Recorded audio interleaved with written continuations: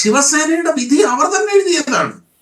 അതേസമയം അന്ന് N D എയുടെ ഭാഗമായി ബി ജെ പിയുടെ ഭാഗമായി നിന്നിരുന്നെങ്കിൽ ഇപ്പോഴും അവർ എൻ ഡി എയുടെ ഭാഗമായിട്ടുണ്ടാകുമായിരുന്നു.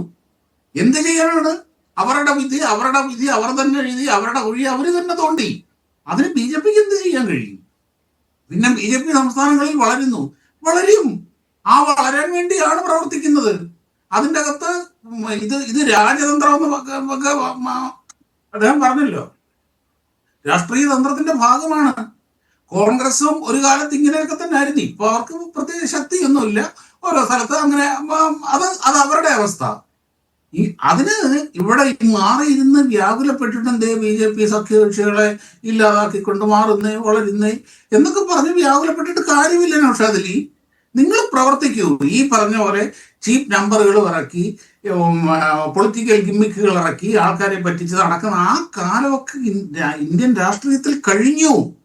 60കളിലും 70കളിലും നിങ്ങൾക്ക് ഇത് പണ്ട് കിട്ടിയിട്ടില്ല.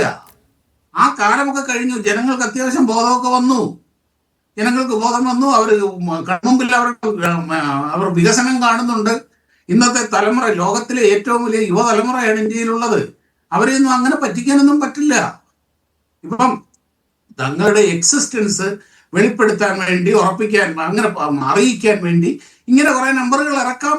അന്നേരം കുറച്ച് കിട്ടുന്ന വാർത്താ പ്രാധാന്യം എന്നുള്ളതല്ലാതെ ഇവിടുത്തെ ബീഹാറിലെയോ ഇന്ത്യയിലെയോ ജനങ്ങളുടെയും യുവജനങ്ങളുടെയും മനസ്സിൽ ഈ വോട്ട് ചോരിയൊന്നും ഒരു വിഷയമേ അല്ല. അത് ഇരിക്കുകയാണ് യുവജനങ്ങൾ ചെയ്യുന്നത്.